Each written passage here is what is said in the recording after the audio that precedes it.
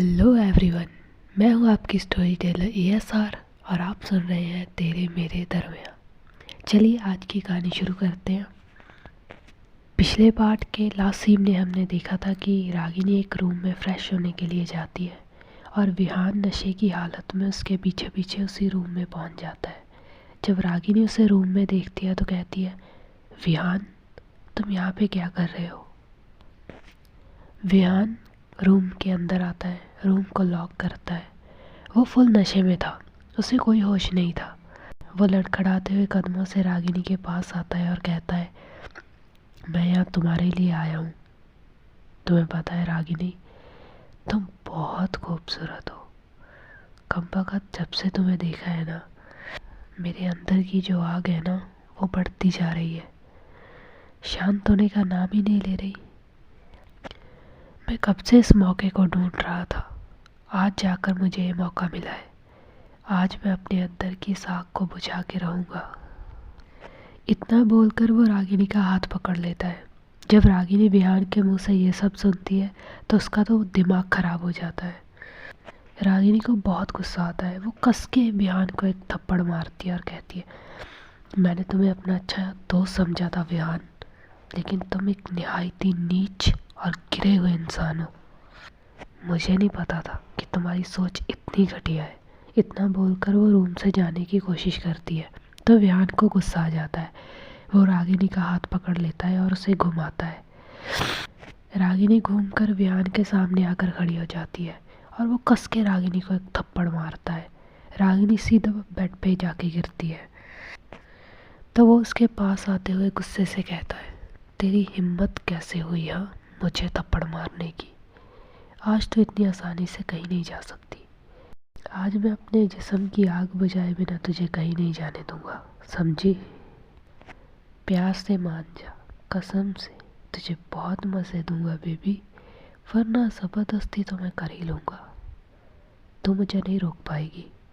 जब रागिनी विहान के मुंह से ये सब सुनती है तो उसे बहुत गुस्सा आ रहा होता है, लेकिन उसे अंदर से बहुत डर भी लग रहा था क्योंकि विहान बहुत नशे में था और रागिनी उसे रोक नहीं पा रही थी। रागिनी अभी भी बेड पर लेटी हुई थी। वो उठने की कोशिश करती है तो विहान उसे बेड पे धक्का देता है, उसके ऊपर आकर बैठ जाता है।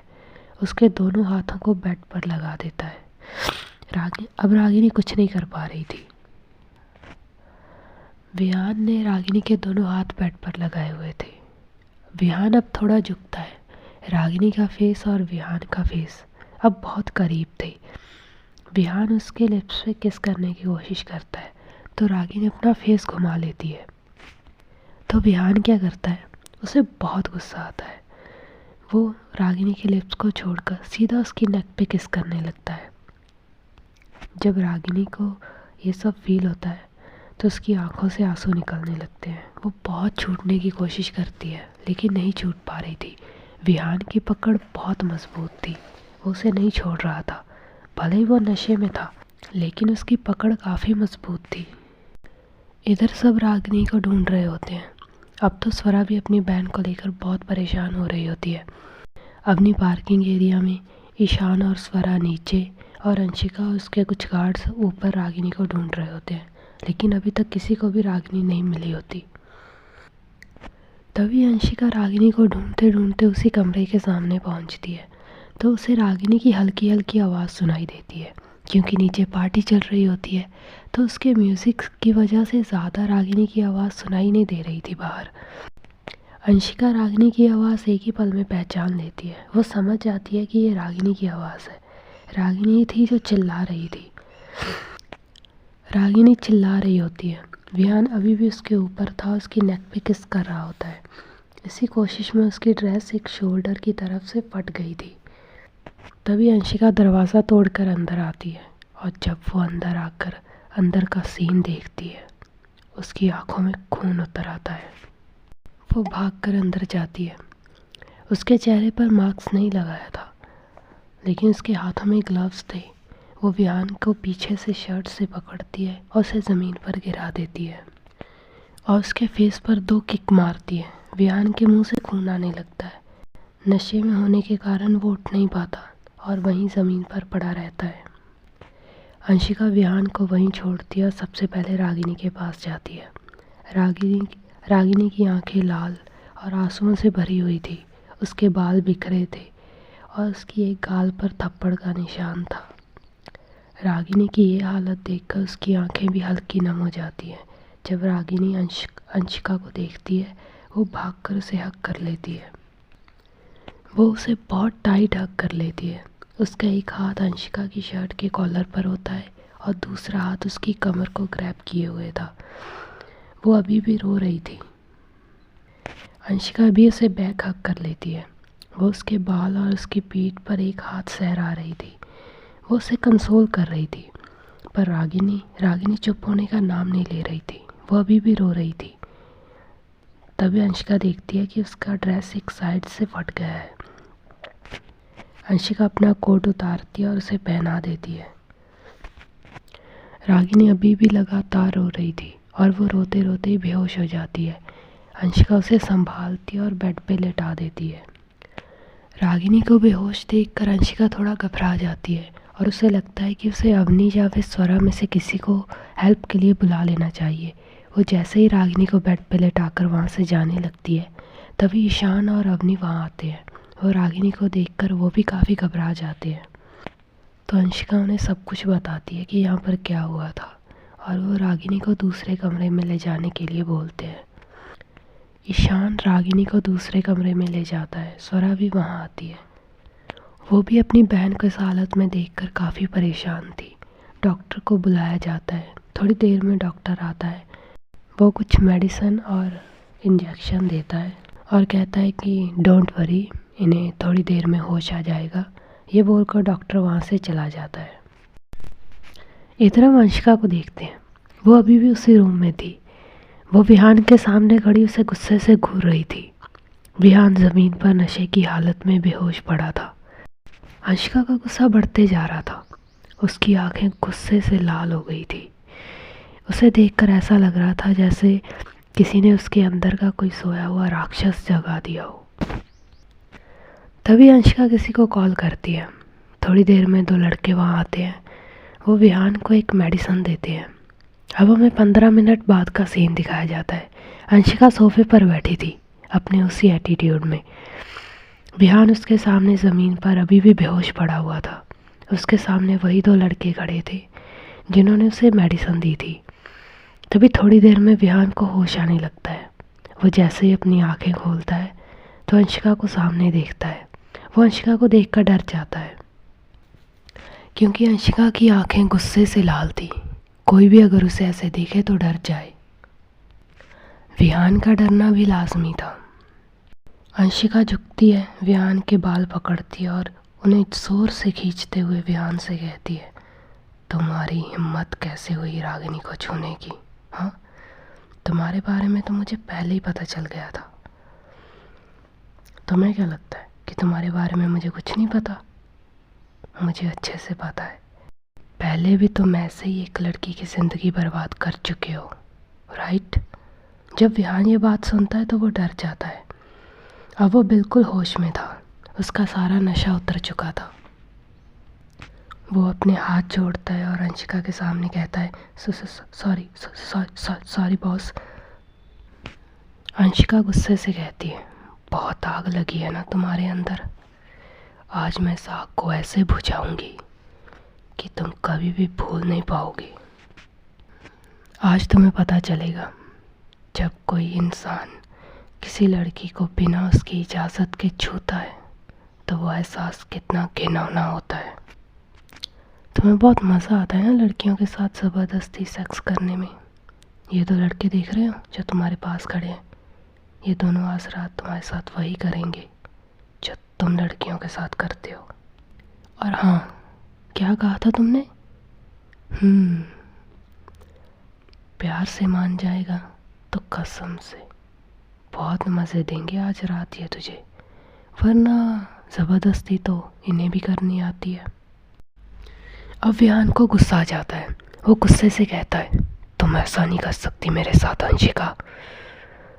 अंशिका भी उसकी आंखों में आंखें डालकर कहती है, तेरे साथ ऐसा ही होगा और पूरी रात होगा। बचा सकता है तो बचा ले खुद को। इतना बोलकर वो उन दोनों लड़कों को इशारा करती है और वहाँ से बाहर चली जाती है। विहान चिल्लाने लगता है, वो खुद को बचाने की कोशिश करने लगता है। वो दोनों लड़के गे होते हैं और कॉल बॉय होते हैं। अंशिका ने उन दोनों को पैसे दिए होते हैं ऐसा करने के लिए। इधर ईशान को भी इन सब के बारे में जब पता चलता है तो वो अंशिका के पास आता है, पर उसके गुस्से को देखकर वो भी डर जाता है। ईशान की भी हिम्मत नहीं हो रही थी अंशिका से बात करने की, क्योंकि अंशिका इस वक्त अपने उस रूप में थी जो वो कभी किसी को दिखाना नहीं चाहती थी, खास करके अपनी फैमिली को तो बिल्कुल भी नहीं। तो वो क्या करती है, वो बिना किसी से कुछ कहे वहाँ से चली जाती है। वो होटल से निकलती है और सीधा अपने घर की ओर निकल जाती है। इधर ईशान सबके पास वापस रूम में आता है। रूम में रागिनी को होश आ चुका था, वो बेड पर लेटी हुई थी। स्वरा और अवनी उसके पास खड़े हुए थे। रागिनी की आंखें अंशिका को ढूंढ रही थी, पर वो उसे कहीं भी नज़र नहीं आ रही थी। ईशान सबके पास आता है और उन्हें कहता है कि अब हमें घर चलना चाहिए, काफ़ी टाइम हो गया है। तो सब ईशान की बात मान जाते हैं। रागिनी अब ठीक थी, उसे बेहतर लग रहा था, तो सब घर की ओर निकल जाते हैं। ईशान पहले स्वरा और रागिनी को उनके घर छोड़ता है, फिर वो और अवनी अपने घर के लिए निकल जाते हैं। रागिनी अपने घर जाती है। वो किसी को भी कुछ नहीं बताती कि पार्टी में उसके साथ क्या हुआ था, क्योंकि वो अपने मॉम डैड को परेशान नहीं करना चाहती थी, और वैसे भी उसके साथ कुछ हो नहीं पाया था। अंशिका टाइम पर आ गई थी। अंशिका ने और बाकी सब ने उसे बचा लिया था, तो वो नहीं चाहती थी कि उसके मॉम डैड इस बात को लेकर परेशान हो। वो स्वरा को भी मना कर देती है और किसी से कुछ नहीं कहती। वो दोनों अपने रूम में जाते हैं। फ्रेश होकर अपने बेड पे बैठे थे। स्वरा उसे एक बच्चे की तरह संभाल रही थी, क्योंकि अंदर से तो अभी भी डरी हुई थी। स्वरा और रागिनी बेड पर बैठे बातें कर रहे होते हैं। स्वरा रागिनी को कंसोल कर रही होती है। स्वरा कहती है, वो तो शुक्र है अंश भाई टाइम पर आ गए, वरना पता नहीं क्या हो जाता। तो रागिनी की आंखों के सामने वो सीन आता है जब अंशिका उसे बचाने के लिए आई होती है। तो रागिनी के फेस पर एक हल्की सी स्माइल आ जाती है। वो थोड़ी देर ऐसे ही बातें करते हैं और फिर स्वरा सो जाती है। स्वरा सो चुकी थी, लेकिन रागिनी को नींद नहीं आ रही थी। वो अंशिका के बारे में ही सोच रही होती है। वो सोच रही होती है कि कैसे अंशिका ने उसे बचाया। तभी उसकी नज़र सामने ड्रेसिंग टेबल पर पड़े ब्लेज़र पर जाती है। ये वही ब्लेज़र था जो अंशिका ने उसे दिया था। वो उसे उठाती है, उसे स्मेल करती है। वो उसकी स्मेल लेती है। उसमें से अभी भी अंशिका की स्मेल आ रही थी, वही परफ्यूम जो अंशिका यूज़ करती थी। पता नहीं क्यों, पर उसके फेस पर एक स्माइल आ जाती है। वो उस ब्लेज़र पर एक किस कर लेती है और उसे हक कर लेती है। रागिनी को भी नहीं पता था कि वो ऐसा क्यों कर रही है।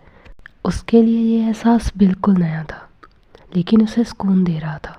वो अंशिका के ब्लेज़र को हक कर लेती है और ऐसे ही सो जाती है। थोड़ी देर पहले इधर हमें अंशिका के घर का सीन दिखाया जाता है। इधर अंशिका अपने वॉशरूम में शावर ले रही होती है, तभी उसका ध्यान अपने नेक के थोड़ा नीचे जाता है। वो जल्दी से शावर बंद करती है, कपड़े पहनती है, बाहर आकर मिरर में खुद को ध्यान से देख रही होती है। उसका ध्यान अभी भी उसकी नेक साइड था। तभी हम देखते हैं कि अंशिका के नेक साइड के थोड़ा नीचे 2 नाखूनों के निशान थे। वो उन्हीं निशानों को बड़े ध्यान से देख रही थी। अंशिका उन निशानों को देखकर काफ़ी परेशान थी कि ये निशान उसकी नेक पर कैसे आ सकते हैं। तभी वो याद करने की कोशिश करती है। उसे याद आता है कि जब रागिनी ने उसे हग किया था तो उसका एक हाथ उसकी शर्ट के कॉलर पर था और दूसरा हाथ कमर पर। फिर वो ध्यान से उस निशान को मिरर में देखती है तो वो शॉक हो जाती है। अंशिका इन सब के बारे में सोच ही रही होती है कि तभी ईशान और अवनी रूम में आते हैं। वो विहान के बारे में बात करने आए होते हैं, पर अंशिका को परेशान देखकर ईशान कहता है, भाई क्या हुआ, सब ठीक तो है, आप इतने परेशान क्यों?